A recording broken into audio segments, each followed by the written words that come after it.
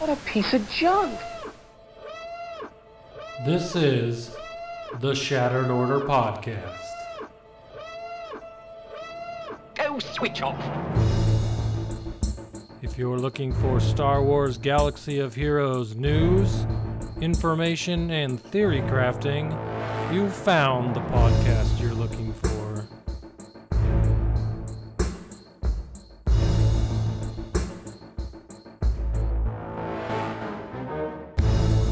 With your hosts, GoodNightPunk and WinKILLERinc.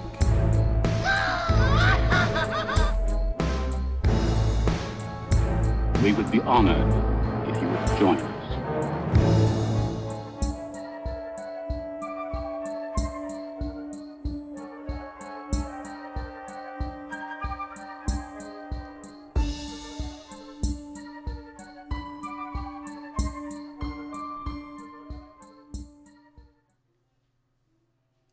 Hello, everybody, and welcome to the 168th episode of the Shattered Order Podcast. I'm your host, GoodNightPunk, back again, and with me, as always, holding the fort down last week, Wink. What's going on, dude?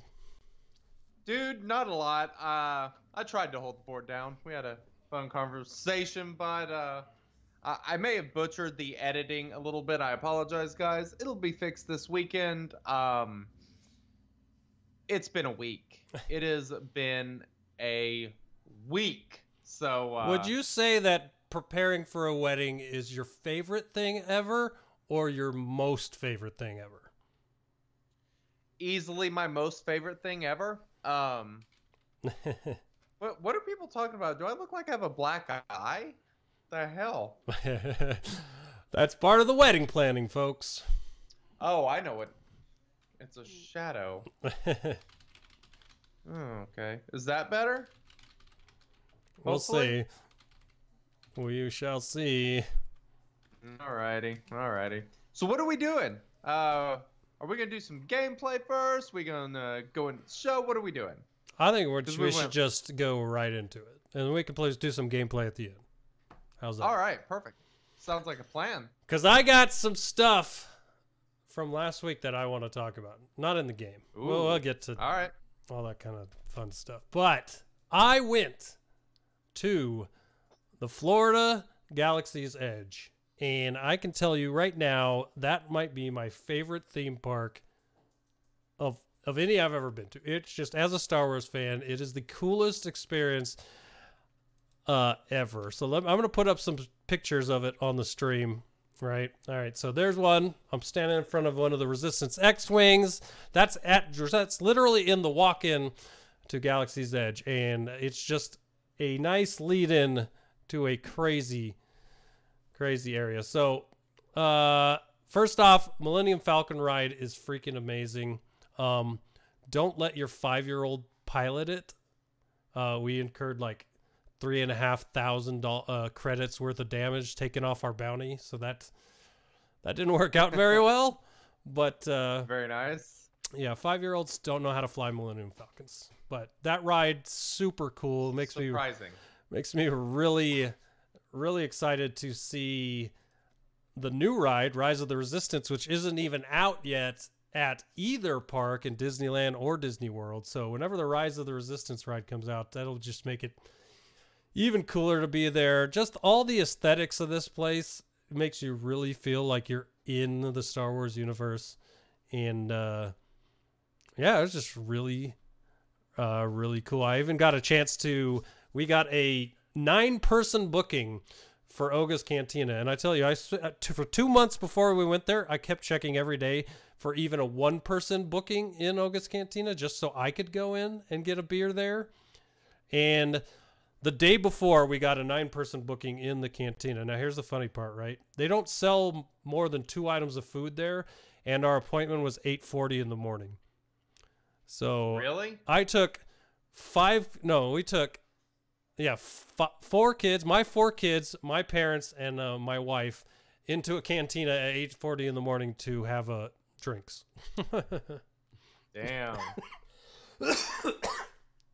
Still a little sick, so don't mind me. But yeah, it was crazy. And if you know me at all, I had to have the White Wampa Ale, which was I saw that. I figured you ordered it. Oh, it was so good, man. That beer was awesome.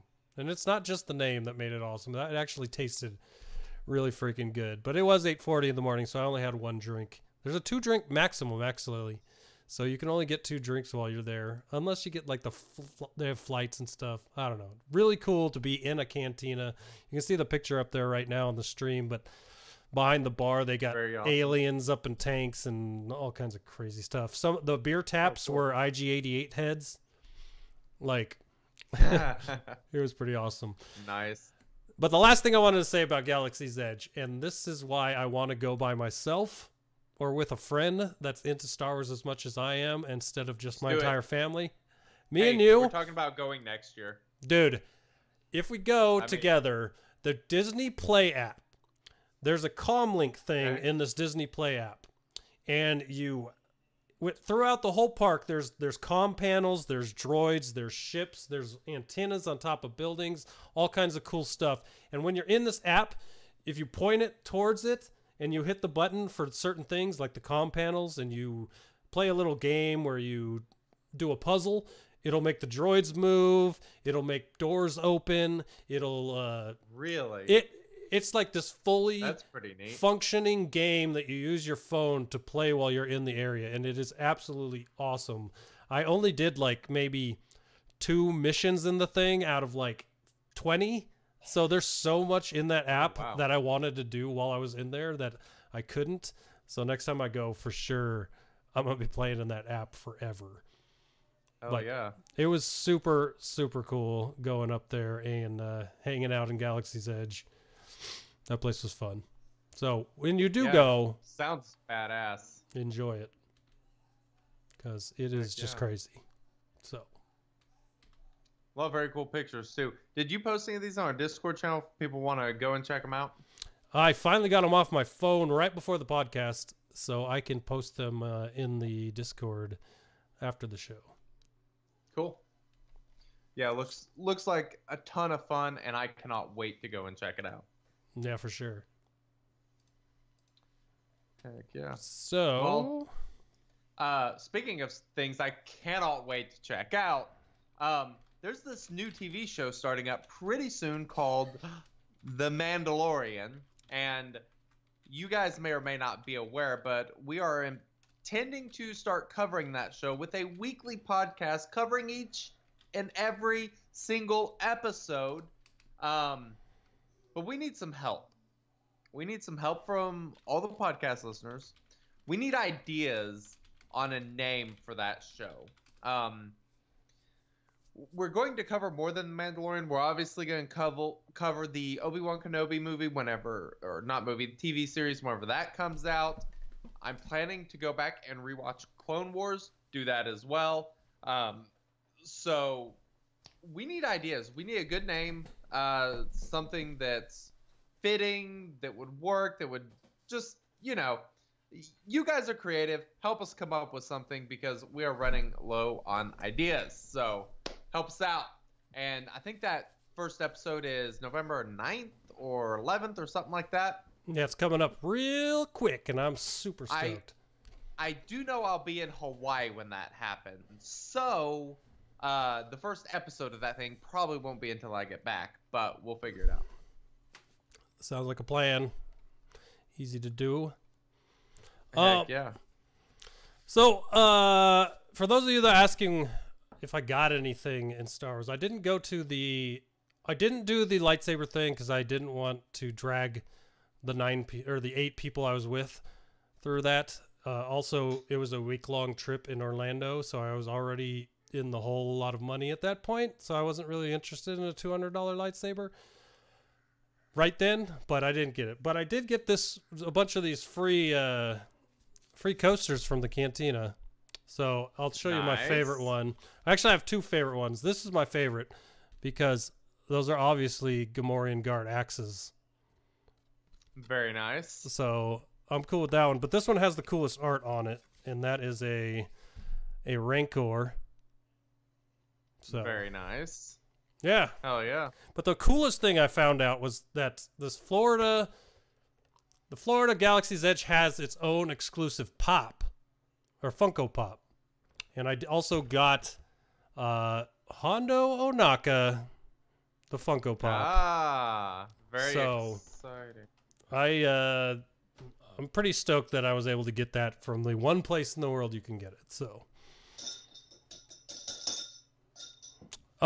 for everyone that's hearing weird noises, Wink has a friend in his office that he's just trying so hard to get rid of. This stupid fly has been buzzing around this entire time, and he just landed inside of my eggnog and rum, people. That's party. My goodness. Party foul. Party foul. I'm gonna have to go get a new glass here in a second. But first, well, before we get to this next point, I want to tell you how excited I am that I can even walk to my kitchen, because Tuesday my knee swelled up to the size of a freaking grapefruit. I kid you not. It was humongous. Totally misheard Not you. sure what happened. I didn't do anything. The thing just started swelling up, and yesterday I had to go to the doctor and get my knee drained. I've never had to do that before, but that was a fun experience if you've ever had that done. That's a big ass needle they use. Getting old, man. Yeah. Gonna become a once a week appointment. Well, I had an ice skating incident a few years ago, and ever since then, knee kind of gets fluid and stuff in it. But did you say ice? Did you say ice skating? So yeah, I went ice skating with a friend. I ended up breaking my nose, knocking a tooth loose, injured my shoulder, damaged my knee, and sprained my wrist. All in the same incident. Were you playing hockey? No, I was ice skating. Well, it did not go well. Yeah, that doesn't sound like it did. Yeah. Well, I'm glad to hear you're okay. Because at first, when I misheard you, I thought you said your niece swole up to the side. I was like, that. A, didn't know you had a niece. B, your poor niece. Yeah, indeed. Yeah. So that is a personal life of Wink story that you probably didn't want to know. So I'm gonna move on to this next thing, which you can revisit. We can stay on ice skating if you want. That's all right. I want to revisit episode 165 of the SWGOH podcast. I want to go back because at the very beginning of that episode, there were a couple things we talked about, and one of those, sorry, GoodNightPunk. Sorry, I ain't gonna dwell on this very long, but I hope not. One thing we discussed was the officiating in the NFL is horrendous, and they have done nothing to prove us wrong. And the second, more important point that I want to mention, that was the episode I told everyone to watch out for this guy, Alan Lazard. Okay. I have never been so excited about a call I have made than I was Monday night. Yeah, it's just talking about from fantasy aspect. I'm not. That is a one shining light out of that game.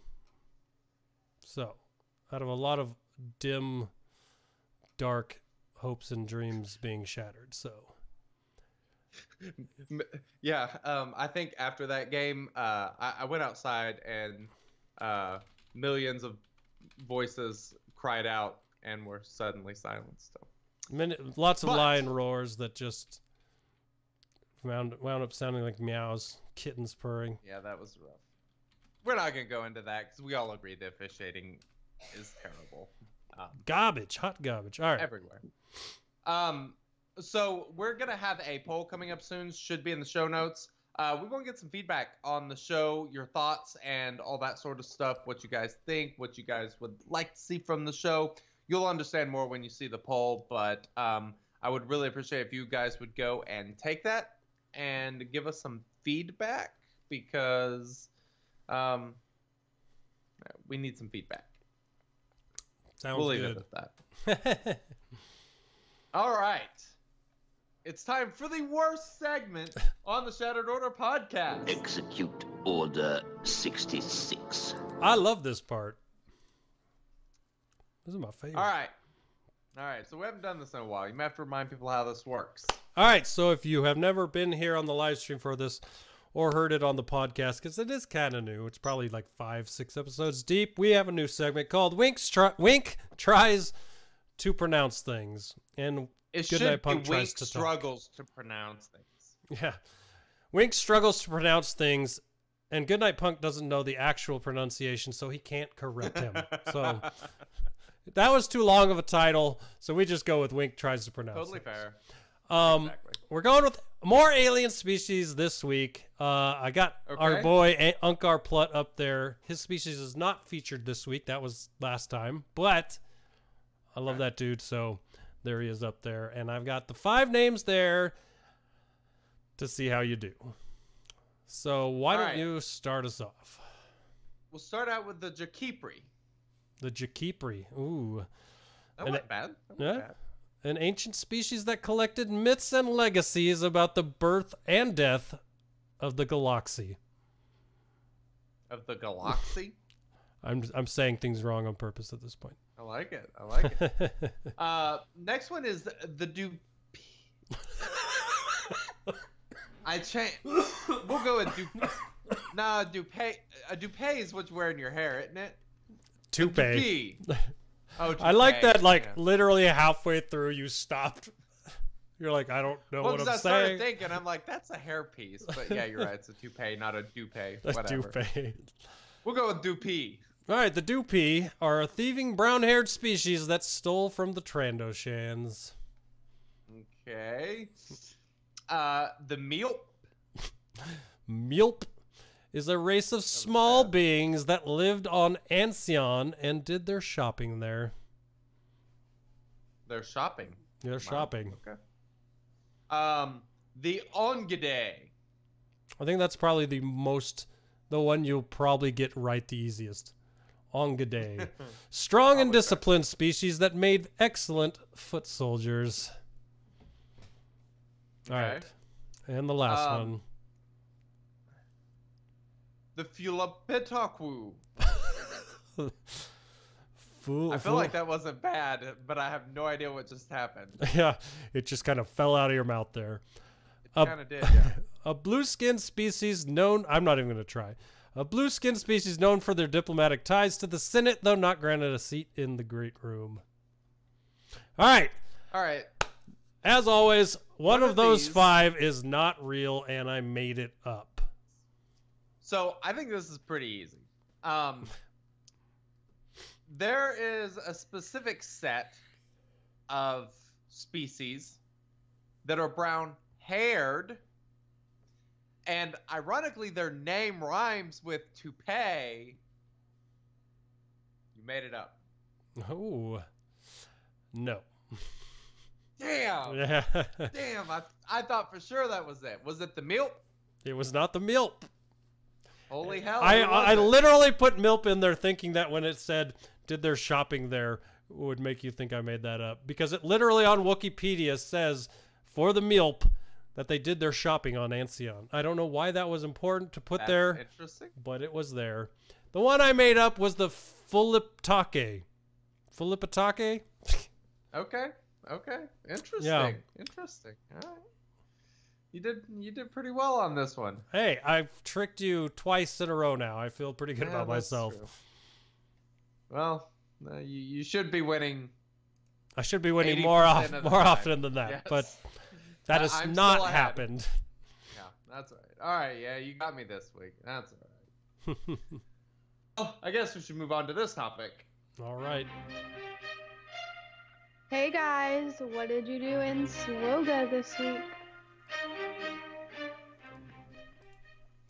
Oh, the madness! Oh, the madness of this week in SWGOH.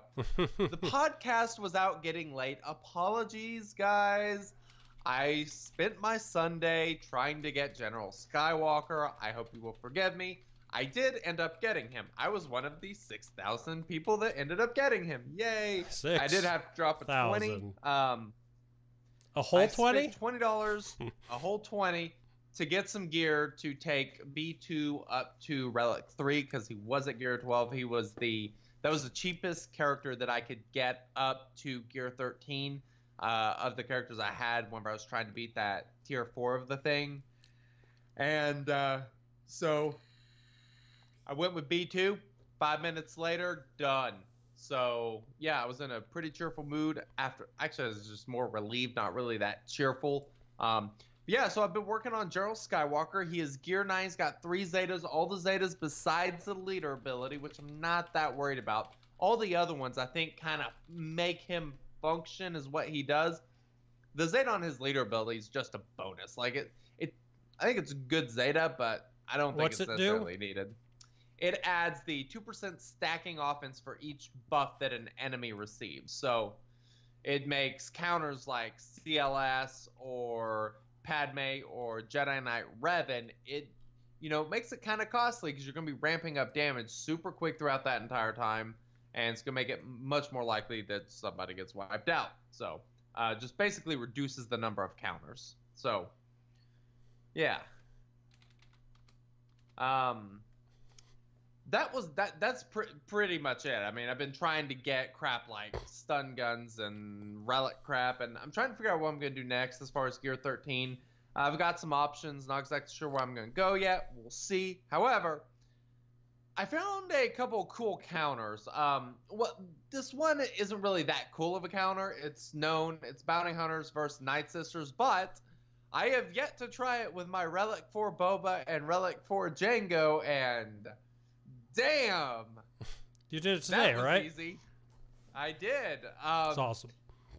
I'm gonna throw a Zeta on Jango tomorrow. I'll have the mats to do it because I mean he just carpet bombed the team, killed 3 of them. They all came back, but with that Zeta ability, I mean he's just going to destroy them and leave nothing left. This was Night Sister team that actually had 3 Gear 13s, Relic 3-ish. The other 2 were Gear 12. I mean, it was a good team. So I was pretty thrilled with that. 60 points, no problem. And that Jango smash is very, very fun. But I kind of stumbled across this on accident. I had never thought about it because I'm an idiot. Dude, Imperial Troopers, I've had no use for them. I've been trying to figure it out. You know what they kick ass against? You can probably guess because you can see the show notes. But those I of won't you guess out since there, I know. First Order.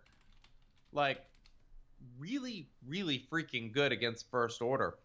Primarily, the one thing is you do absolutely have to have Death Trooper because his AoE, what debuff does it inflict? Heal immunity, and heal immunity is a fantastic way to take down crew. Once you get heal immunity on him, he kind of crumbles. So Imperial Troopers, yeah, they can absolutely crush some First Order. As good as these Night Sister teams have got, if you don't have a good use for your Imperial Troopers, use them against First Order. So, I mean, this gives you just kind of a bigger range of teams that you can use that team against. And it's pretty easy to get, 58 to 60. The only problem is, Death Trooper is key. He does the heal immunity. He has Death Mark, which makes taking out some of the additional First Order characters quicker. But he also does Days on Basic, which is going to be very important because obviously Kylo and crew both counter, and that can really kill the number of points that you get. So make sure you think about that whenever you do it. But awesome team. A lot of fun. Highly suggest trying it. So what about you? Well, first off, I want to say Troopers are one of those teams that I just wish I could find time to gear. Mine are terrible. But I think Stark and Veers are the only Gear 11s there, and maybe Snow Trooper, but everyone else is 10 or lower. So one day I will find the time to gear those guys when a legendary comes out that requires them that I'm not ready for. Then I'll gear for them. But yeah, my troopers are. I really wish that they could counter anything at this point, but I don't use them against anything. They're actually. They kind of get pulled apart for most of my PvP stuff because I'll pull Shore Trooper in with Emperor Palpatine teams. I'll take Death Trooper out for might be with Palpatine. There's just a group of them that just do not go. Well, the problem is though, Stark, Veer, Snow Trooper, they don't really do much anywhere else. So I mean, really, all you need is Range Trooper and Death Trooper still with them, and you've got a pretty good team. But yeah, Death Trooper with EP is pretty badass. So is Range. I mean, the only other option I really have for that is the only other option I have for that really is Royal Guard, and he's just not as good as he once was, so I never put him in. That's true. So. Fair point. All right, so what did I do this week? I started halfway gearing for General Anakin Skywalker, which included me getting Padme to gear 11, and then I stopped because of Chirotex. I 7-starred Shakti, and I am stuck at gear 9 on her because she needs 2 Chirotex at gear 9. And so instead, I have moved on, and I am 2 pieces from Gear 13 on Anakin.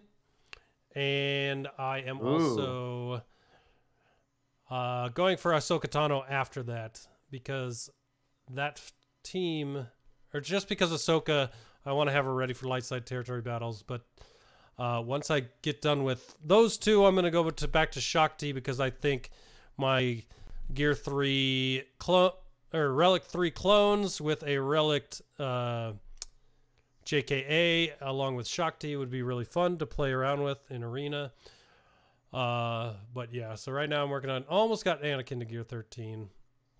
I wanted to mention this. I took time last week, but I didn't get to talk about it last week. Modding my IG-88 nuke team and moving it into my Arena. Oh, yes. And that team has renewed my fun in Arena because I'm not fighting mirror matches. And it's just super fun to see what Darth Revan Malak teams I can beat and which ones I can't. And I probably win 80% of the time. My gear on my characters isn't great. I think my probe droid's gear 11. IG-88's gear 11, T3's gear 9, and BB-8 is gear 11. So a lot of gear 11s on that team to go with my gear 13 Relic 7 GG, but it still owns, and it's super fun. So I'm really having fun with that nuke team. I don't know how long it'll last, but that's also why I'm going for that the clone team to play around with as well. So that's been super fun.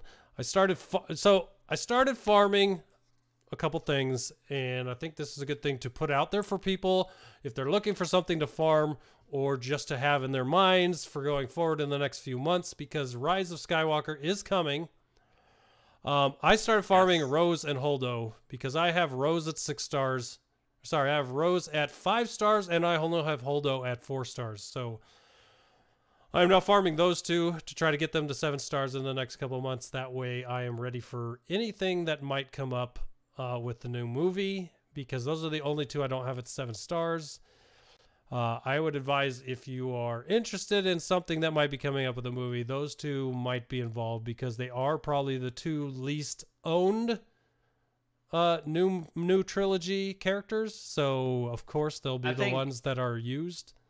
Well, I think Rose especially, because she's still alive. Holdo's not, so that's true. I think Rose is by far the more likely one to be required for something. True. So if you're, I think more people probably have Holdo. At least she was useful. I mean, I find her useful, but I agree. AOE Days is awfully good. It is. Does very well. What else was I going for here? IG 2000. I started farming IG 2000 as well, because I figured it's about time I started working to get my 7-star Millennium Falcon. So All I need is IG 2000 to get to 6 stars. Then I can get 6-star Millennium Falcon. Get him to the 7-star. I can get that 7-star Millennium Falcon, and then I'll be good. So. Oh yeah. Yep. I will say this. Lastly, very little effort in GAC last week, and I still got 2nd place. I feel like a lot of people have not been fighting their battles. The one time I beat him by like 1908 to like 1892 or something. So it was a close battle. And that one, the other two, I didn't even fight, but I won tiebreakers because the other guy didn't fight. So there's a bit, I've seen a lot on my alt and on my main of people just not fighting. It's been interesting. Yeah. But it helped me out because I got 2nd place on the last GAC. So nice. There's that. Yeah,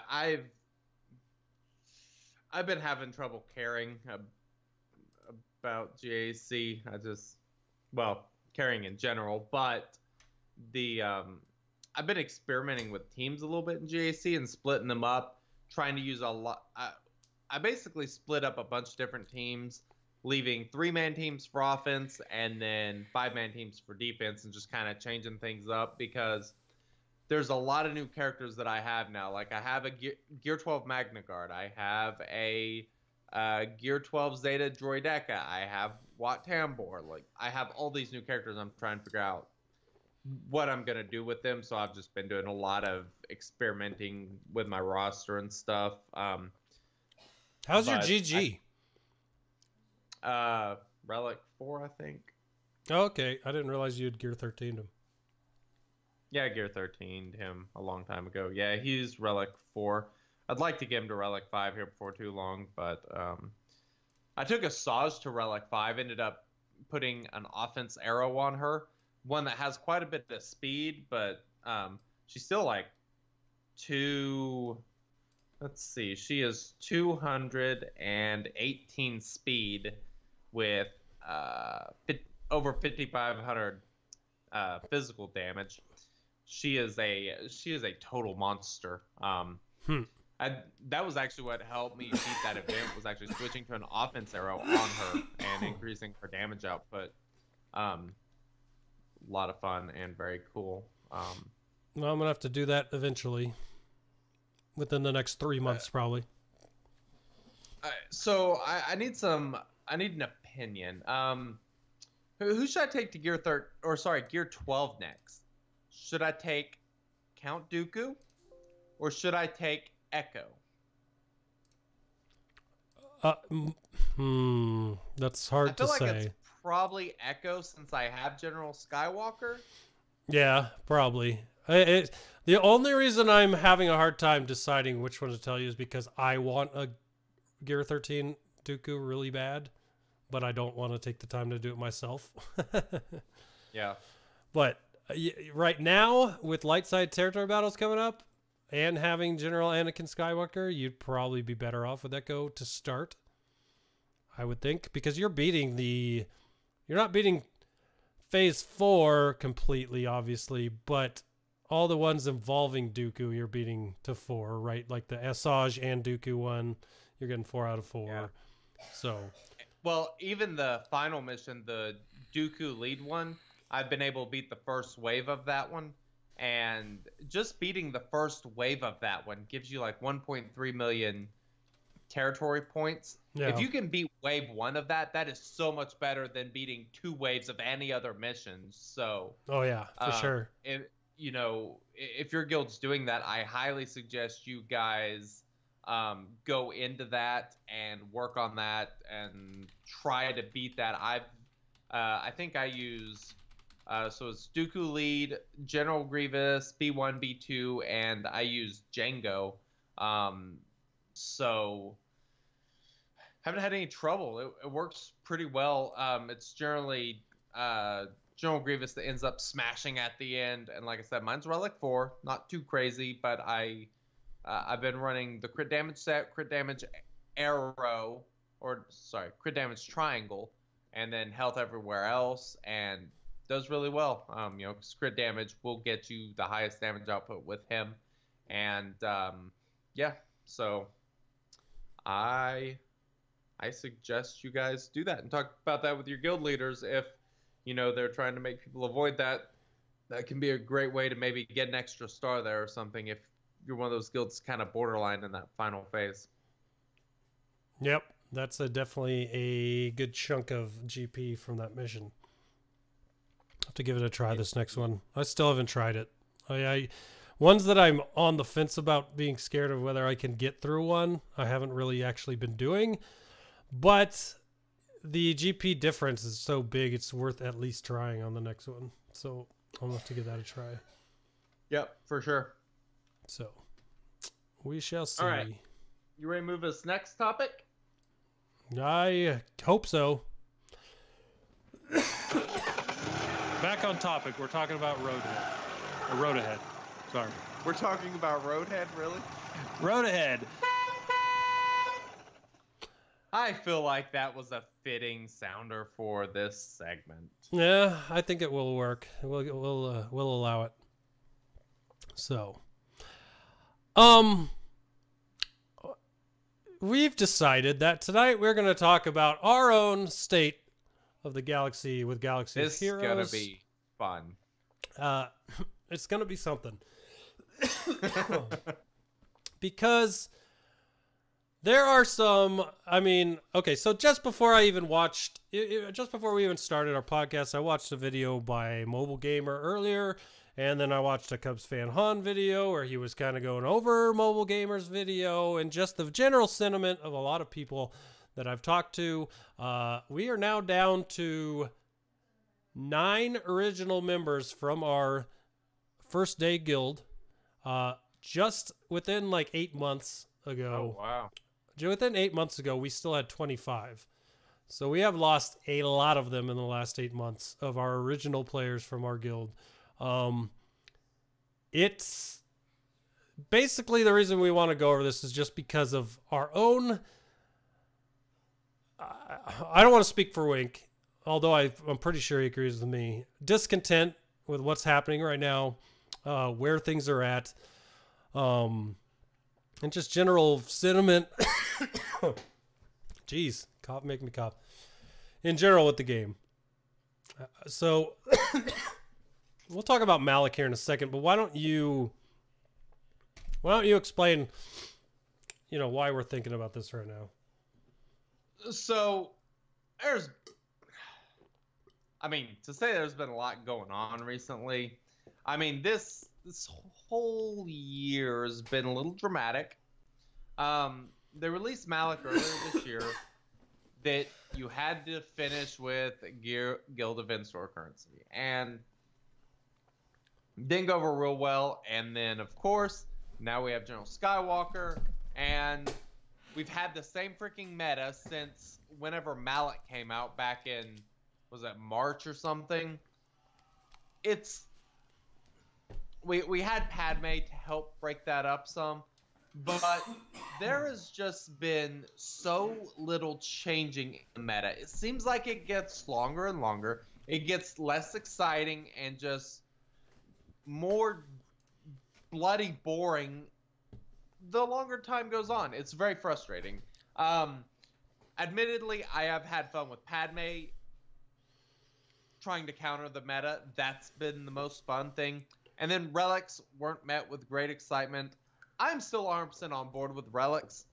Do I think there are some things that I wish they did slightly different with them, opening them up to more characters? Yes, but I do think that it's a great move for the game. I think it's a great move as far as diversity and, making it easier to play with characters that you enjoy. I think Relics does that extremely well. I'm very, very pleased with it. I can't with this fly, man. It's driving me nuts. So those are kind of the things that kind of got me thinking. And then we had the Skywalker event, and then Malik returns today. And let me just say,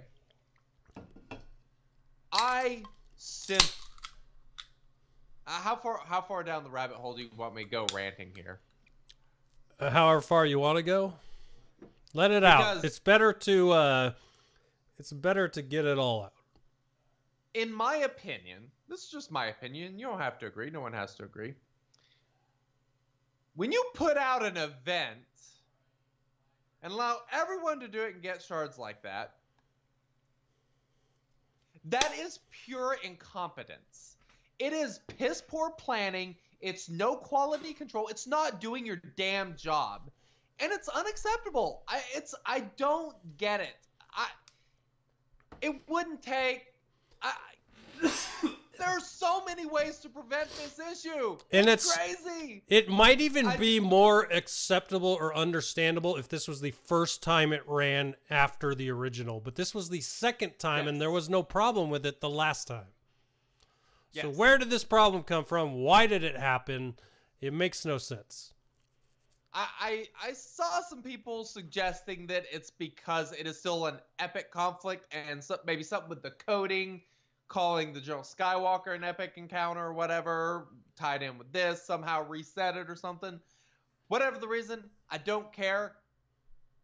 The refusal to work with the community, granted, they do have the new developer tracker, which I think is really cool. Bingo! Gosh, okay. The refusal to work with content creators or anyone else to allow people to help with this sort of shit. It wouldn't be that difficult to have freaking beta testers or just, you know, anything on test accounts or secondary accounts where stuff opens up to them early. Any of that sort of stuff. Anything. Super basic. When there are people that want to do this, that are willing to do it, and they refuse because who the hell knows? And we end up with this. It's a disaster. Like, what are these people doing? If I was this bad at my job, I wouldn't get any work. I wouldn't be putting food on my table. But they will continue to rack in millions because it says Star Wars, and that's where we're at. So here's the part that gets me, and this is the part that really bugged me today. And this goes far back for our own interactions with CG, with just the general mindset and feeling that we get from them as a company. But originally, this was not called a bug. They called it an exploit. An exploit. They said people were exploiting the game. So let me just tell you the difference between a bug and an exploit. If you were to go into Dark Side level 8E, go to the end, leave one guy alive, force close the game, and figured out that doing that brought back the epic confrontation and you got free shards out of it, that's an exploit. Going into an event, seeing that it gives you shards, and playing the event the exact way the event is supposed to be played is not an exploit. It is not a player problem. That is your problem. That is a bug problem. Yes. And that speaks to a deeper problem I have with CG, that they seem to feel like the players are always the problem and it's not them. Everything that happens is our fault, or we complain too much. Nothing that we think is based in reality, that we're just the small amount of people that are saying these things, but the larger group is proving otherwise. Well, when you see that larger group just start leaving in troves from this game, like they have in the past 2 weeks, maybe at some point you're going to start to figure that out. Figure it out. Because what they should have done today, in my opinion, was not even touched it. Because A, you're giving out those shards. Now you're relieving the GEC problem for General Anakin Skywalker. For half those people, sure, a lot of us already have him at Malik at 7 stars. A lot of people don't, though. But if you have him and General Anakin Skywalker not at 7 stars, you're going to have to pick which one you get to 7 stars, right? But if they were allowed you to play the event for the shards when it comes back, and it doesn't come back that often, so this is only going to benefit you probably once or twice at the most beyond shard shop currency, they should have just left it in and pretended like it was a gift to the players. But instead, initially they called it our fault that we exploited the problem, and then they they go into this long thing how they're going to roll it all back, you know, and it's just, they could have turned something bad into something good this morning, and they did not. What they did was continue to show why we all keep seeing these terrible things, decisions that they're making unfold in front of our eyes, despite the fact that I know a lot of you are seeing people that you've played with for a very long time stopping playing this game. Yep. There's a reason for that. There's a lot. And it's understandable. It's crap like this. It's constant. I get that mistakes happen, but some of this is so damn basic. Just look at all. Do anything. I mean, just turn the thing on and take a look at it. It shouldn't be. I don't know. It's absurd, and I don't know. I just it makes me care a hell of a lot less about the game. Like I don't care to support the company. I don't trust the decisions they're gonna make. I mean, there are people that spent time to beat this event because they didn't do their damn jobs. People spent time doing this event that won't get any compensation other than the 250 crystals, which is whoop-de-doo. I mean, do your job. Do your job. Instead, now you have a big community pissed off, which they have the right to be. I get it. Should be, as far as I'm concerned. Well, now you can't. For those people that are losing the shards that they got from the event, they're also turning off being able to buy the shards for a few days. So you're now losing days of buying the shards because they're trying to figure out this rollback thing. I mean, it's all just, they should have just kept it, man. It should have just stayed there. I don't understand why they turned it into. If they would have left it, there would be praises all over Reddit, all over it would have been about CG, and everyone like just admit your mistake and be like, all right, everyone we'll try to do better, but we're gonna let you have this one. This morning, when everyone saw and knew that it was the thing, everyone was happy and thought it was a gift. Halfway through the day, suddenly, it's not a gift, it's a problem, and now everyone's mad because what the hell, again, with something this big of a problem.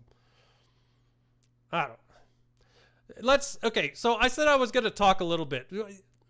I'm going to do this only for one reason. We still have a open line of communication with CG. It's an old Game Changer server that we're on Discord where they're in there and they can read the stuff. Cool. Problem is, they have not said anything in that thing for like 3 months. It's just an echo chamber. We always complain. No one ever says or acknowledges anything. And I always kept quiet about what went on with the Game Changer program because of that open line of communication. But when I've talked to developers or send messages to people and not gotten replies for 4 months, not even one word, I'm tired of protecting that connection. It doesn't matter to me anymore. So for everyone out there, you don't think they care about the players and what they say? They don't care about what anyone says. Because all of us who spend our time weekly, hours and hours doing this stuff, putting out content for you guys, they did not care what we had to say at all. The only thing that mattered was what would benefit them. And it speaks to the same exact thing that a lot of you could guess, because all they cared for a long time, the only thing we got from the Game Changer program was new character kits and the ability to talk about them earlier. And why would they do that? Because it sold them for them. That's it. Nothing to help. It just, them as a company seem to only care about themselves. And I've talked to other content creators who say no other company is like this. I've never talked to a single company that I've worked with that wasn't excited to work with their content creators and hear what they have to say. This one is an anomaly And it's just sad. That's the biggest thing. It's just sad that our favorite game has to be under a company that devalues people that really want to help them so much. You know what I mean? And it used to not be this way. There used to be a great relationship between CG and the community. It doesn't seem like there's that anymore. It's kind of terrible. And but anyway,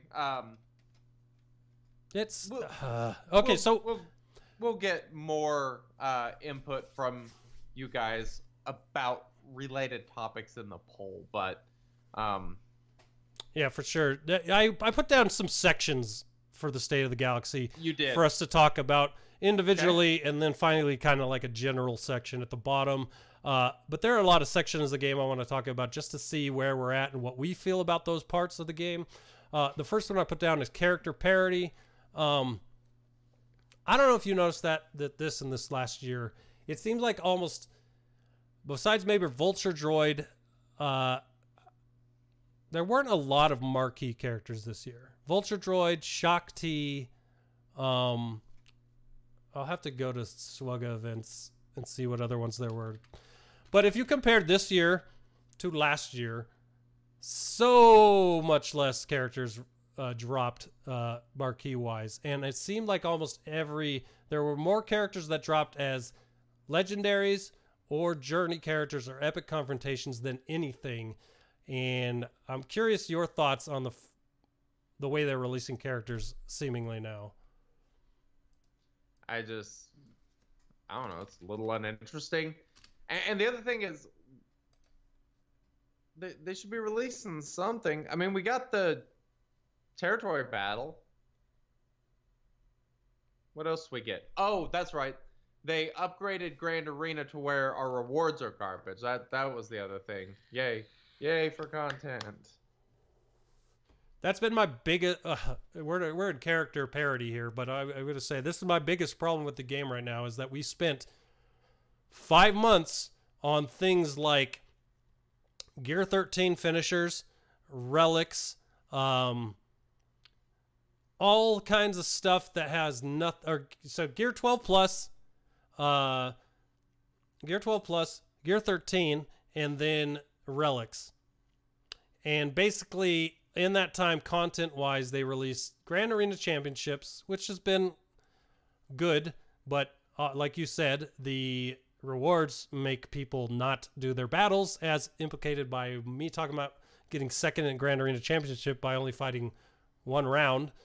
And then territory battles, which are hyper tuned, and there's only one way to beat them, and that is by gearing specific characters and groups, not picking what you want and working on what you want. So, I don't know.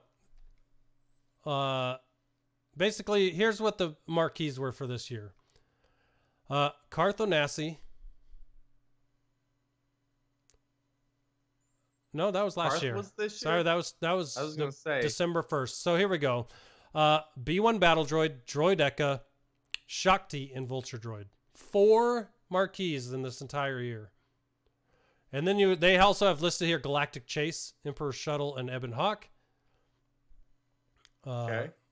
But those weren't marquees. Those were the Galactic Chase, which the last Galactic Chase we saw was March 8th. Okay.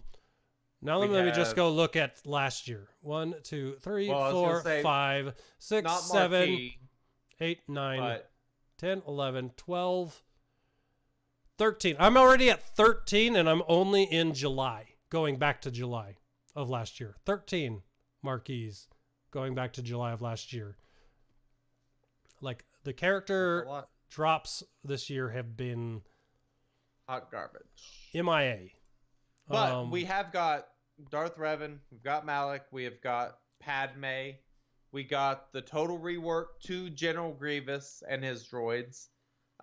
So we've got a decent amount of usefulness. I love the reworks. I want to give them full and total credit there. That is one thing I did not take into account when I put this in there.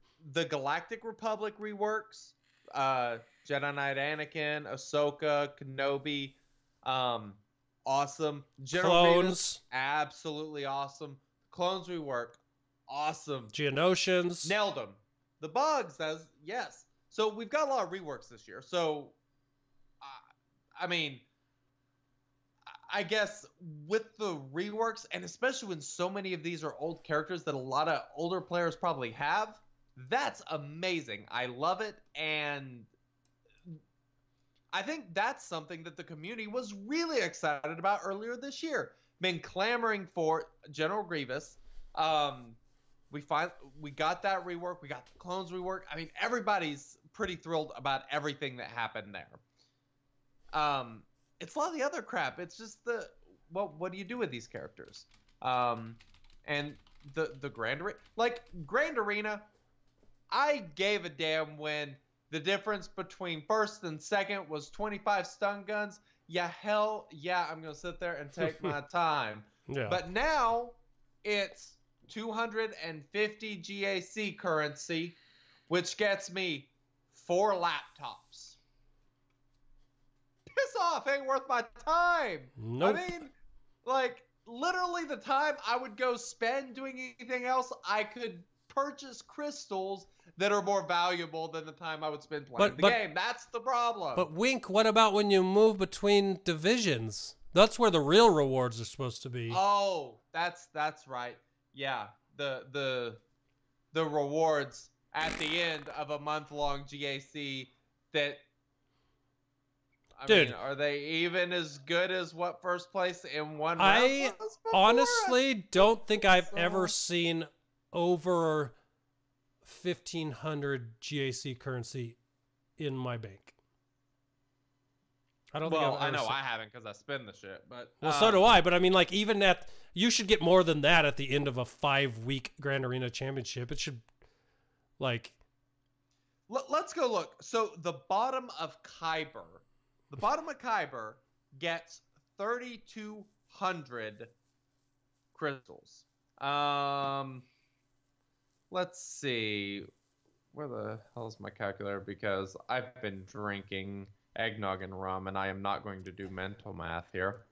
So we have 3,200 GAC. This is if you get the bottom of Kyber, which, granted, that means you did have a lot of rounds where you were getting the 150 for each win and all that sort of stuff. I'm just looking at the end rewards. So 3,200 divided by, we'll divide by 280.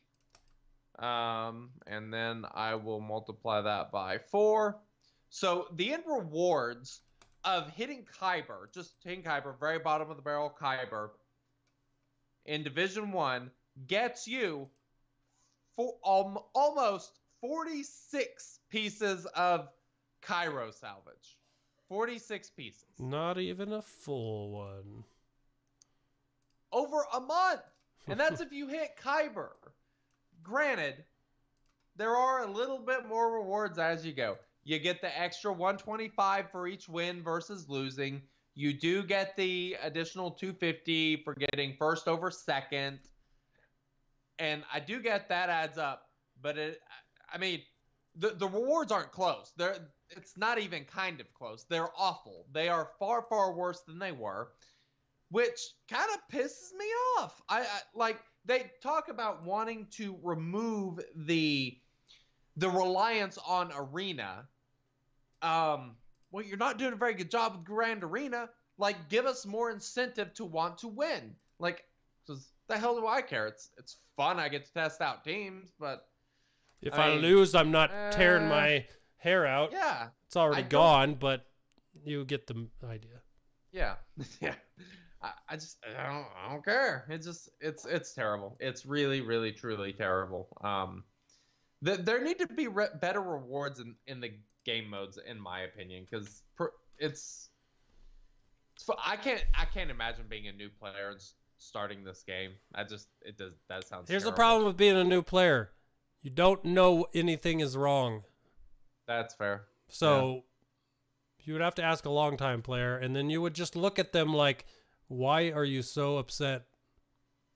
This game is super fun." And I will say this. I still think the game's fun, but I just don't think that things... It's not as fun as it was. Well, okay, here's the thing. I was so optimistic. What you get for the effort doesn't make it fun. It would be more fun if the time you spent in the game was more valuable. But at this point, it requires you to be in this game so much for so little, it's ridiculous. 100%. I agree. I was so optimistic when they first came out with Grand Arena. It had awesome rewards. It was unbelievably fun. It was fabulous. And they took something fabulous and they pissed on it. I don't know.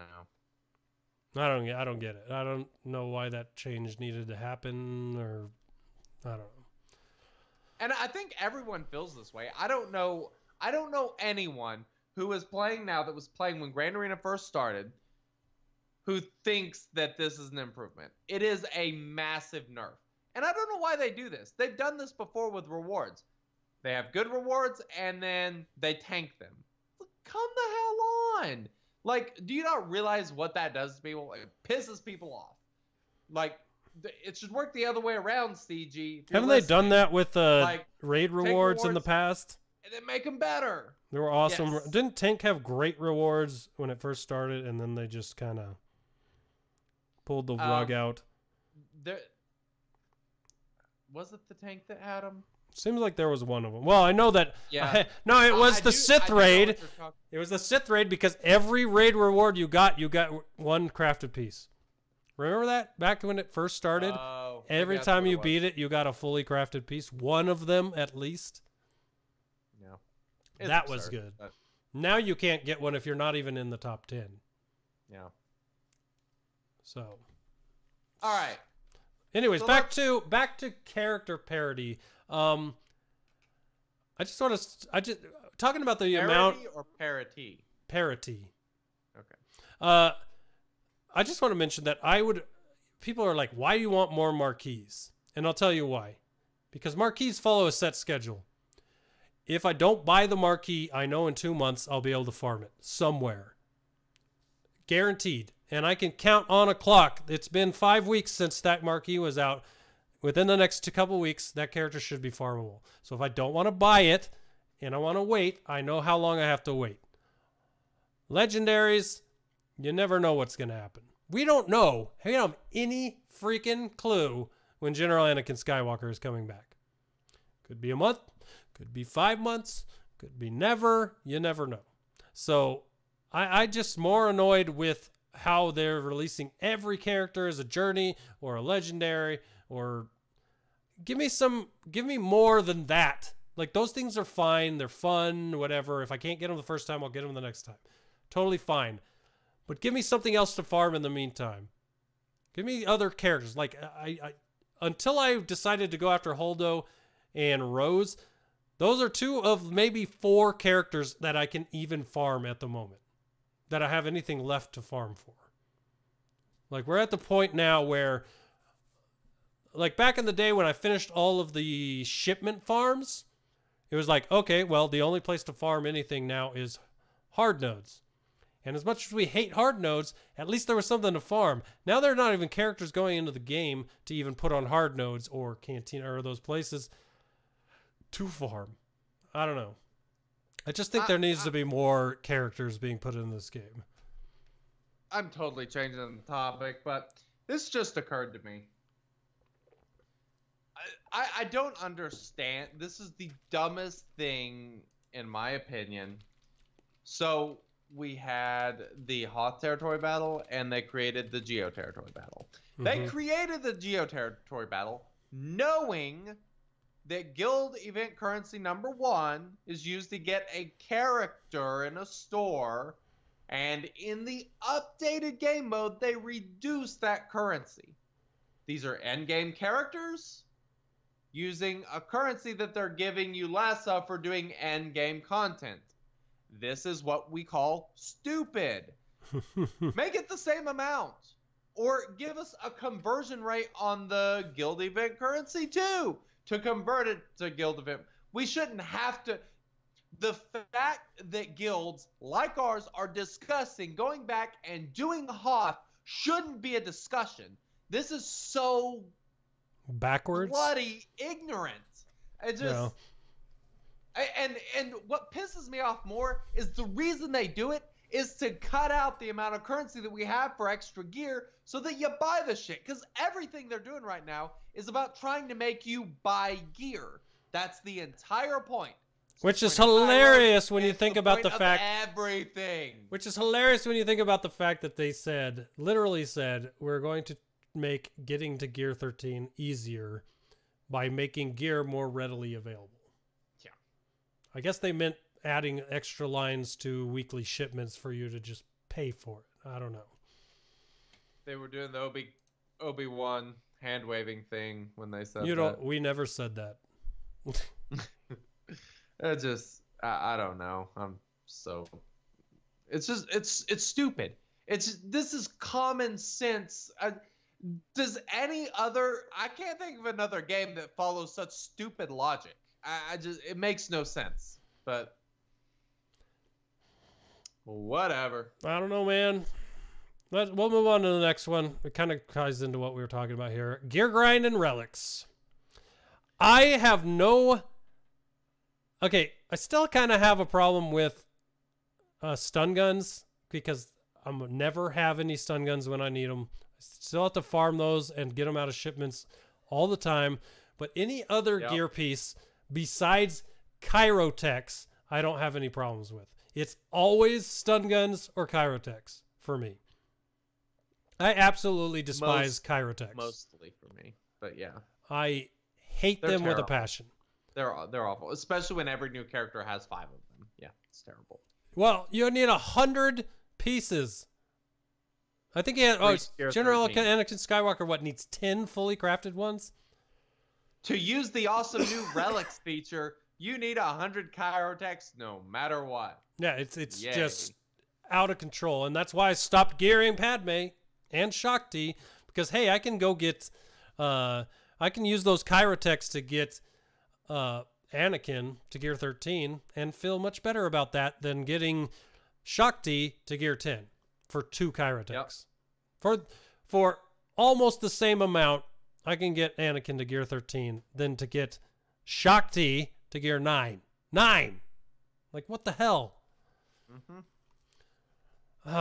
Relic engagement. I like relics. You like relics. We both think they're cool. We think they're good for the... relics. I think they're good for the end game. I still, and I will say this once again, think that relics 1 through 3 should have been available once you were at Gear 11. 4 through 5 should unlock at Gear 12, and then the rest of them unlocked at Gear 13. Then they're more readily available to players that get to those levels and can unlock them. They're more readily available to people in general, and you wouldn't have an entire update that 60% of your player base could not even use. It would also incentivize a lot more Cantina node refreshes, people, because people would need that currency and stuff. It's not like that wouldn't influence people wanting to spend gear. I mean, it's not difficult.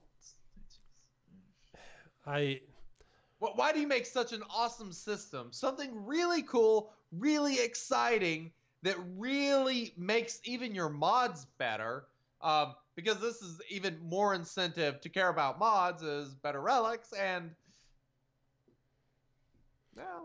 I just can use it a little bit. Yeah, the confusing part to me is just now I'm losing it. It's okay. Now this is what I'm gonna say. An entire update of this game was just relics. A very, very large portion of players, when this was released, could not touch it for weeks. We're complaining about not having things to do. When you release an entire update that people can't play, you're now pushing back the amount of time of an update that gives actual playable content to people. Now, granted, they're probably different teams, but whatever. You do control the release cadence, and you should have known that something that was only intended for in-game characters or players and not having anything to go with it for everyone would have been a problem and put a lull in the game that would have caused all this dissension that it has at this point. Not to mention, holy crap, the time difference. The time between Gear 13 and Relics was non-existent, minuscule. It just nothing. Very quickly. You should have released one in the summer and then the next one like beginning of first quarter of the next year.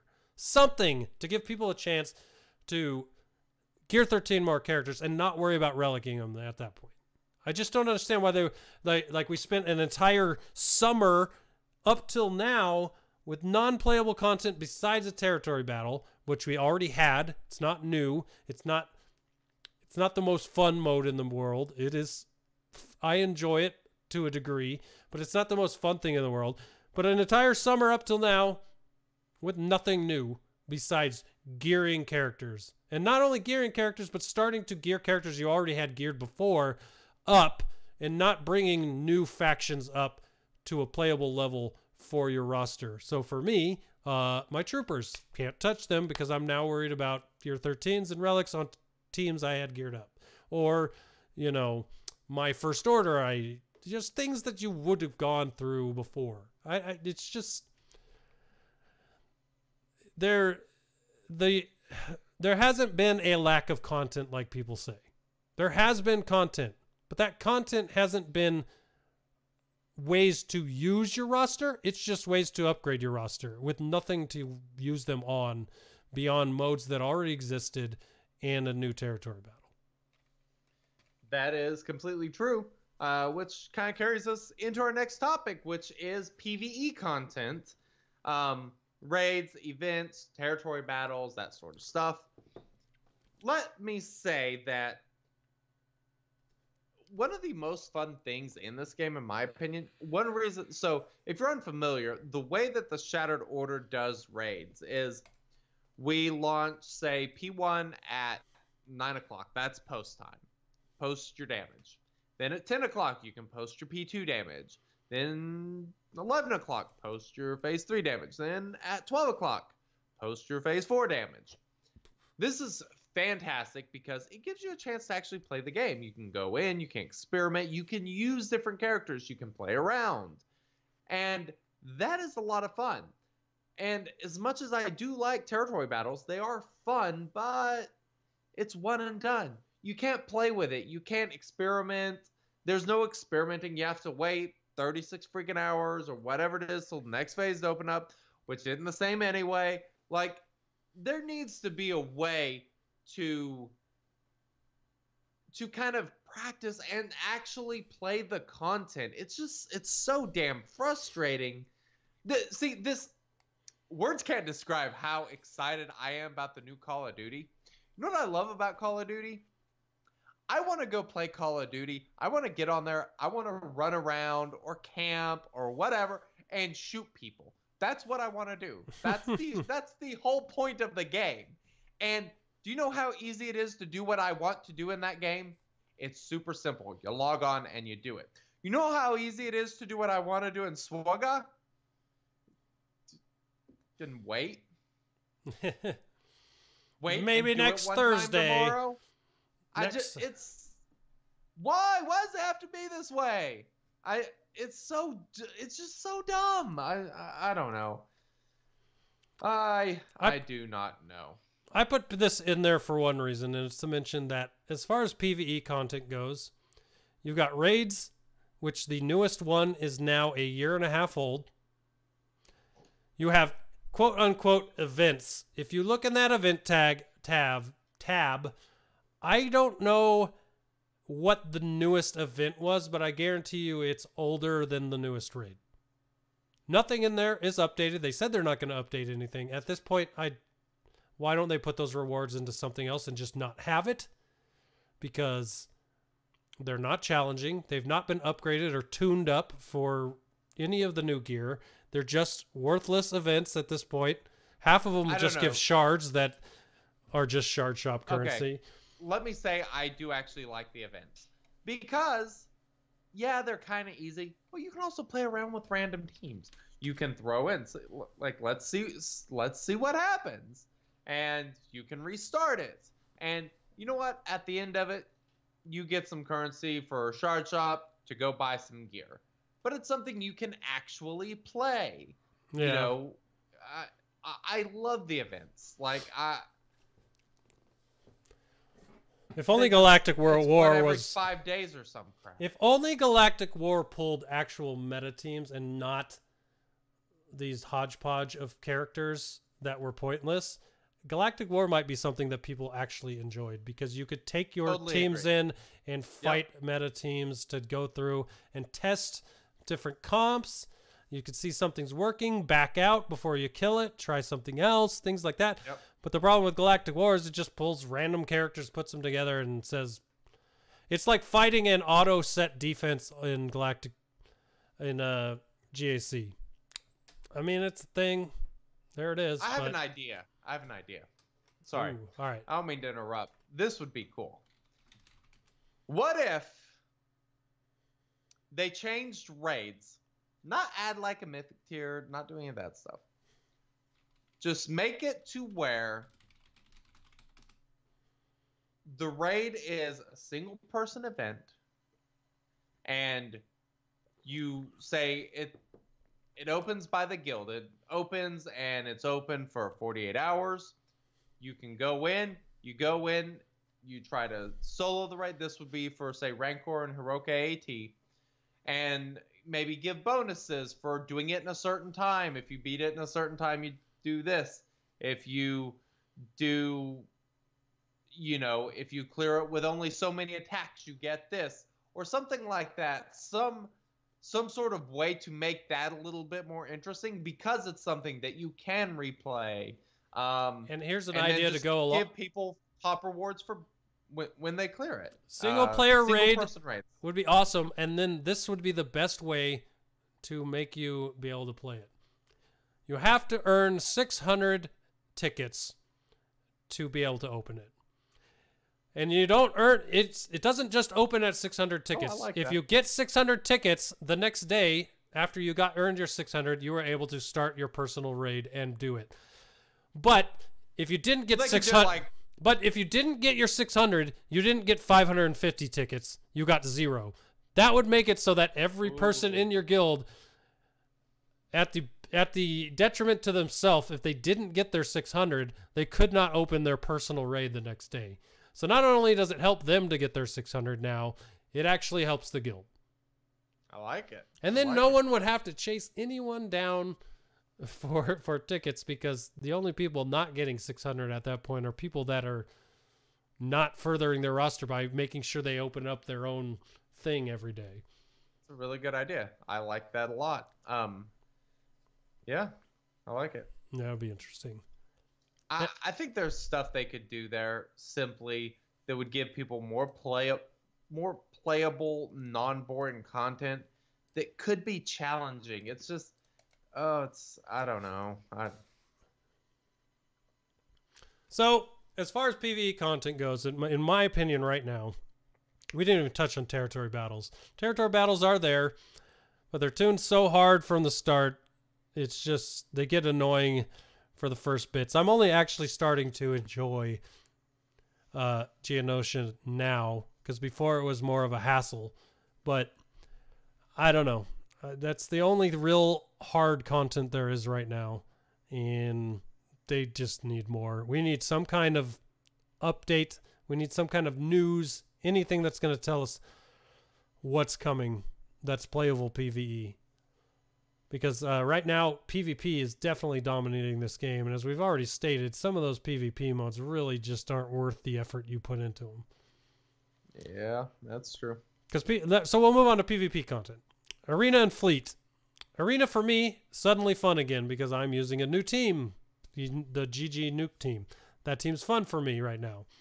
Will it be fun for me in 2 months? Probably not. Hopefully I'll be moved on to Shakti and Troopers and Relic 7 Anakin and having fun with that. We'll see. But overall, I think the arena's more fun than it was before Relics. You agree with that? Oh my god, yes. I don't think it's close. Yeah. I do. I think Relics is one of the best changes they've made to this game. I want to give total props to them because that is a fantastic change that I think was desperately needed. 100%. I am. You won't find a bigger Relic fan than I am. So yes, 100%. Yeah. So you got Arena Fleet. I'd say Fleet now with the introduction of a new capital ship. I know a lot of people are having fun in there if they've unlocked it. Obviously, not a ton of people have unlocked it because it's still hard to get.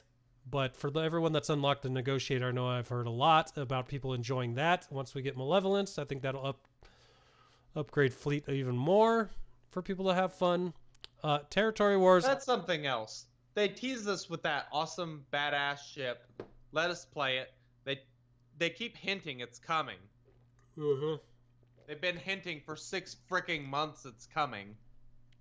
My God, come on. I'm telling you, it's gonna sit right next to Negotiator in the Get 2 store. I will say this. I did not think they were going to do that. General Skywalker event, I am now 100% convinced that is what they're going to do. I think it will be just like General Skywalker. I think it will be a very difficult, epic, legendary, whatever you want to call it, event. And for Malevolence? To get it 5-star, then you have to finish the damn thing with GEC2 currency. I still think it's just going to be the reward for the store like Negotiator was. Too much money in making people farm shit. Well, they probably would have got the same out of Negotiator then, right? They got to put something in there. So what else would they put if they're not putting that in there? No, they don't have to put it. They don't have to put something in there. They put something in there every territory battle. There will be something put in there.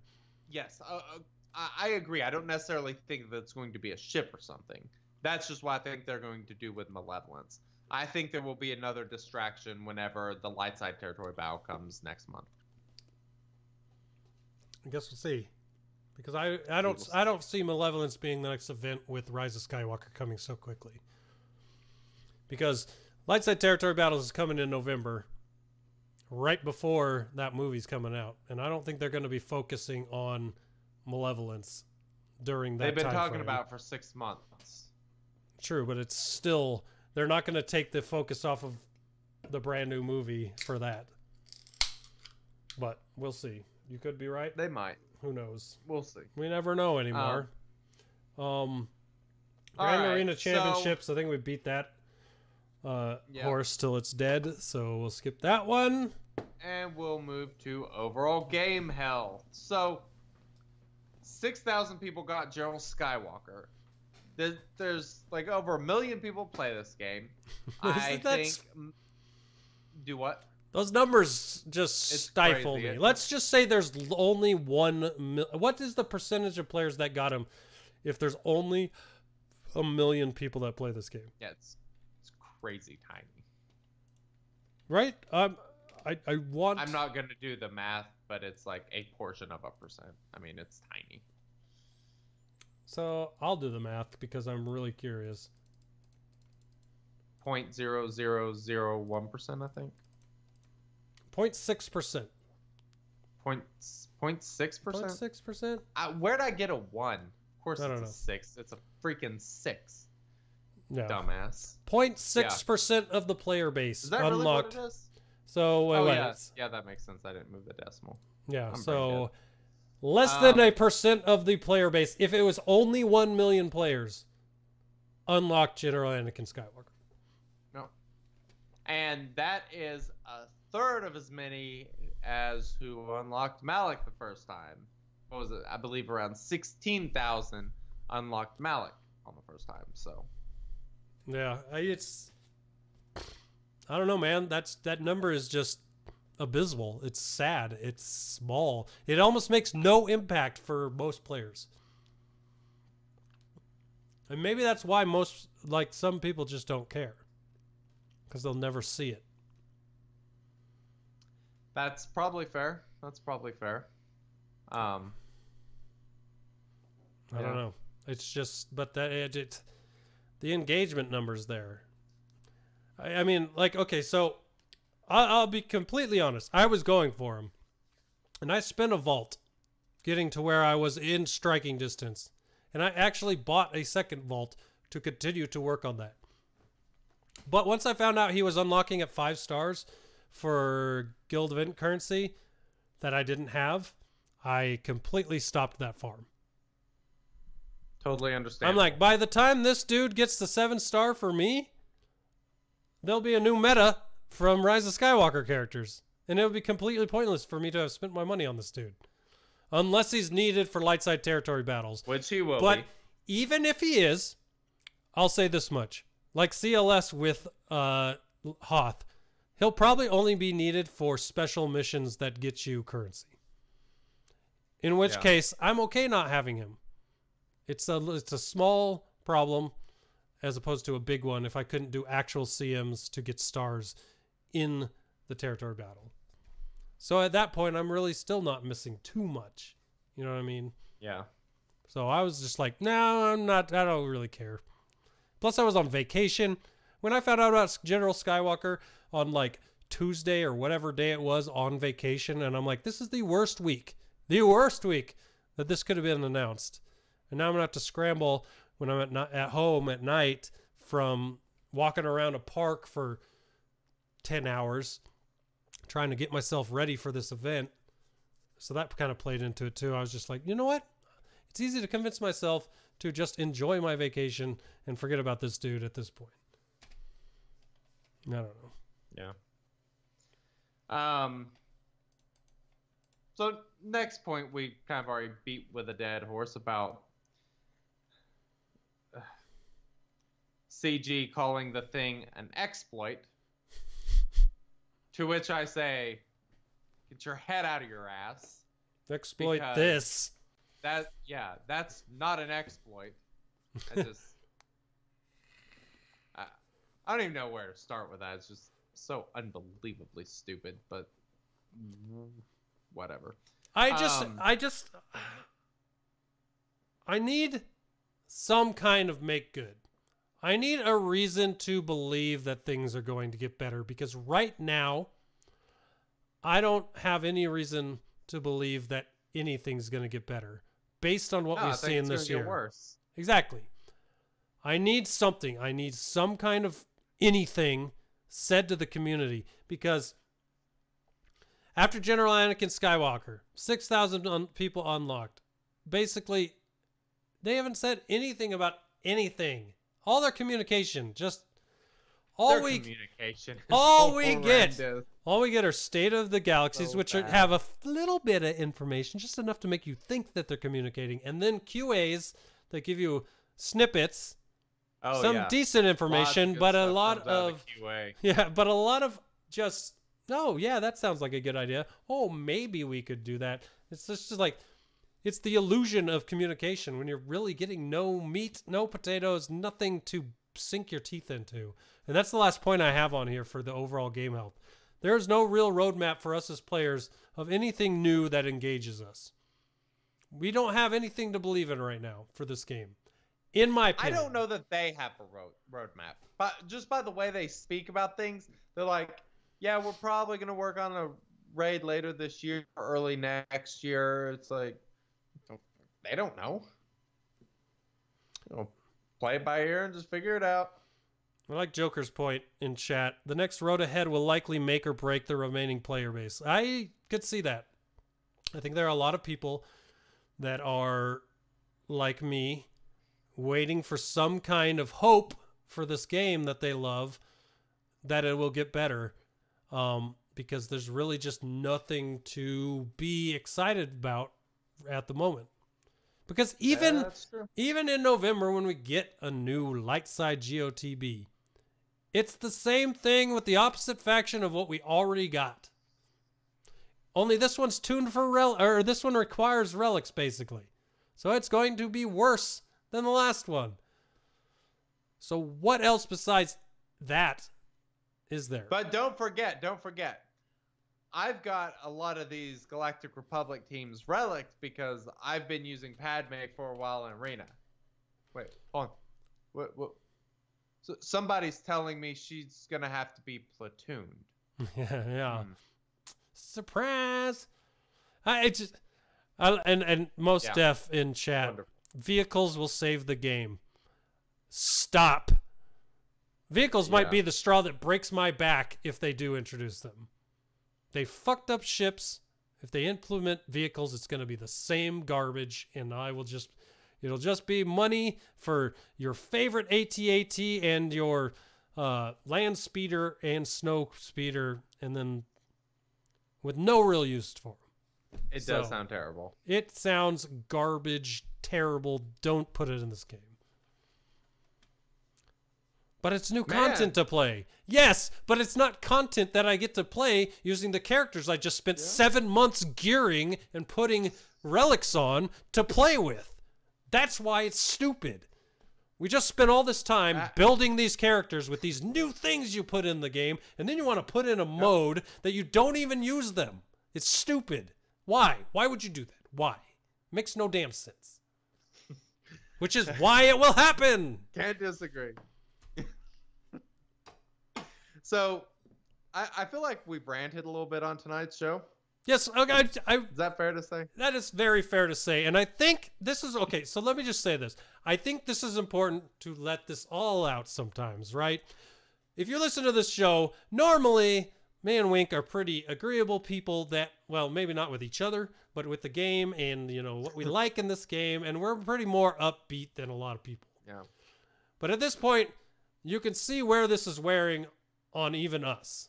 So if that's no indication of where things are starting to get bad. Degree. Yes, exactly. Heavy degree here.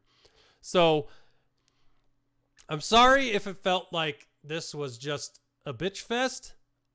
Maybe it was, and that's fine. It was, yes. You didn't have to listen, but since you like us, and we appreciate that, you did. So sorry that it had to happen, but we had to let some things off our chest and let you guys know. So, but yeah, the state of this game, in my opinion, right now is wait and see and look for hope. Yeah, I mean, we'll see. I'm not as optimistic as I wish I was, but I don't know. We'll see. But anyway, how about we quit ranting and instead start bitching about whether Tesh actually made the answers correct or some such nonsense. We all know they aren't, but we'll do it anyway. You're going to get this. You're going to beat me so bad on this. It's time for the sexy bearded duo to battle in their SWGOH knowledge in the most exciting trivia event in the Outer Rim. It's time for the Shattered Order trivia. May the Force be with you. All right. That did not do what I meant it to, so let's see if I can get it. Oh, there we go. Okay, quizzes. There you are. We like quizzes. QUIZIZZ.com if you want to play along. And do Shattered Order trivia. Topic this week is going to be our new friend. Everyone's new friend. All 6,000 of you. All 6,000 of you. General Skywalker. All right, so what's that code? Let's see here. That code is going to be 700914. That again is 700,914.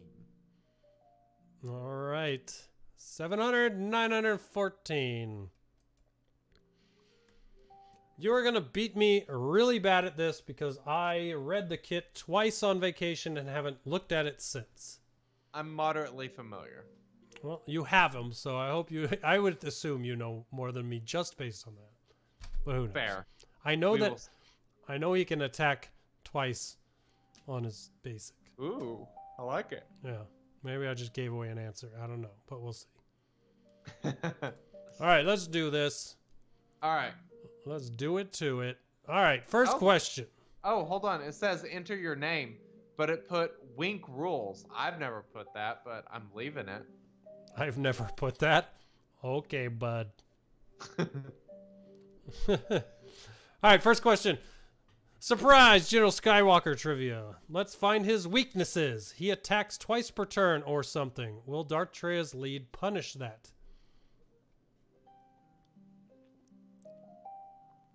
Will it? No. Yes? It's a good question. Will it? Will it not? Nope. Because he's not attacking out of turn. That is correct. He is still attacking on his turn, same as like a Han Solo who double taps. Yep. General Skywalker may be immune to health damage, but he's not immune to annihilate. Right? Question mark? Right. Annihilate for the win, or of course not. New shiny toy beats old tricks. Am I the only one who forgets what FTW stands for all the time? No, there's I'm like, for the world, F the world. Sometimes I forget Fun FW. things win. What the hell? FWIW I sometimes forget, or TIL. Nope. What is that one? FWIW. For what it's worth. Oh, okay. Makes sense. There's a lot of them like that I always forget. All right, next question. Okay, fun one. The good old-fashioned word count. Whose leader is the most words? Jedi Knight Revan, Darth Treya, Darth Revan, or General Skywalker? Who's leader? Oh, good grief. Man, Tash, if you went through and counted all this shit, kudos to you, my man. All you would have to do is copy and paste it in Word and it would count it for you. Oh. I'm giving out his secrets. Yes! You must have got it right. I haven't guessed yet. Woo! I did not think I was going to get that. Oh, damn. I picked Darth Treya. The answer was Jedi Knight Revan. Nope. This is lengthy. Yep. Back to business. Anakin's crits can be prevented, right? Right. Nope. What say you? I said nope, but the answer is right. So apparently his crits can be prevented. Because it says will crit when available. For example, one of his abilities, whenever he hits someone who has armor shred, he will crit if available, which means assuming they don't have crit immunity. Is there a limit to how many people can play or something? There might be a limit to how many can play at the same time. I'm not sure.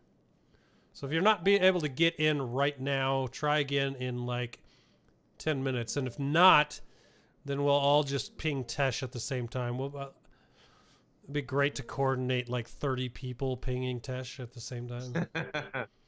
Yeah, we'll have to ask and find out about that. All right. When you take out Anakin's protection, how many turns are taken before he advances?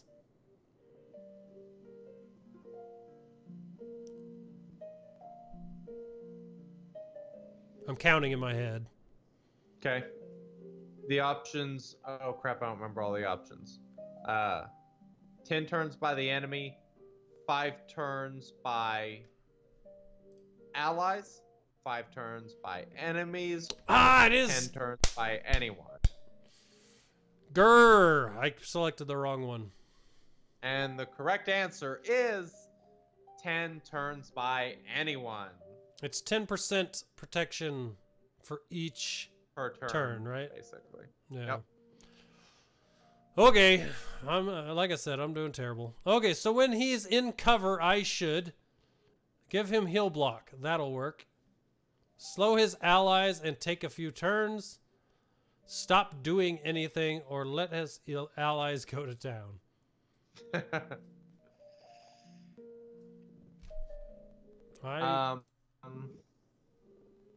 My answer basically would be kill everything you can while he's sitting on his knees. Seems like a valid solution. Yeah. What did you select? Oh, I selected that one. The one to slow his allies and blah, blah, blah, blah. Yep. Slow his allies and take as many turns as you can. Stuns and TMR and speed down and yeah, that stuff is very useful. I just want to point out there was a GIF or GIF that was put on Reddit of it was like when Anakin sits down It's like it was showing like the clone's eyes and them like talking like, Anakin, why are you sitting? Like, we're being destroyed. And then it was a video. So every 5 seconds, like it was like putting clone dialogue up as they were all being killed before he finally stood up. Oh, yeah, I did see that. Oh, yeah. Dude, that video was cracked me up. And it's funny because it's exact opposite thing that Anakin would have done in the cartoons. Like, he would have totally got himself killed before he let any of those clones die. Yeah. So totally out of character.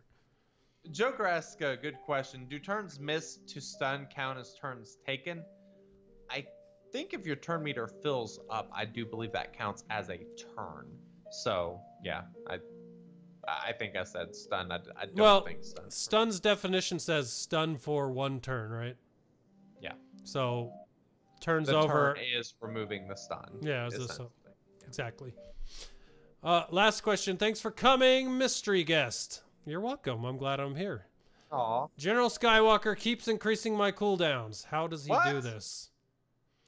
When you crit him, you increase your own cooldown by looking at you. Whenever he crits, when his enemies take a turn, they increase their cooldowns. How does he increase cooldowns? I think I know. Nope. Okay. What do you think it is? I thought it was whenever he was crit. No. It is whenever he lands a crit. And keep in mind, he has 100% counter chance and 50% crit chance as a leader with a full... Or actually, that's not leader. That's a unique, but that's whenever he's in a full 501st team. So, nasty stuff. I got 4 out of 7 right. Actually, I got 3 out of 7 right, but I answered my redemption question correctly. Ooh, very nice. I went 100%. I got 7,500 points. Oh, damn. Didn't miss a single one. Hashtag very nice. winning. Hashtag winner, chicken dinner. Sounds good. Winner, chicken bottom. Well, that is pretty much going to conclude this episode of the Shattered Order podcast. We'd like to thank you guys for hanging out and chatting with us, letting us bitch in your ear. And of course, if you would like to support the show, patreon.com/shatteredorder. We would greatly appreciate it. And also, you can go sub on Twitch or subscribe to the show. We haven't had any, any recent reviews in like the iTunes. If you listen on iTunes, jump in there and go give us a nice review. Makes the show look good. We would appreciate it. You know, I've never actually looked. Do they do reviews on Spotify? I do not know. That is an excellent question. I'm going to go look. Because I'm kind of curious. Well, I think that's it for the regular show, but we're about to move into a live stream, which of course you can find on YouTube, youtube.com/ShadowOrPod. You'll be able to go check out the live stream we're about to do.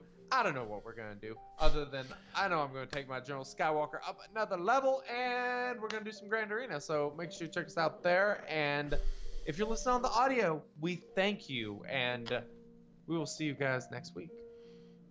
Later. Okay. All right. Oh, man. The show's over, everyone. We can just shoot the shit now. Oh, yes. All right. I need another beer. So, why don't we go to a commercial break? We're going to go to the incoming screen, and we'll be back in about 2-3 minutes. All right. Be right back.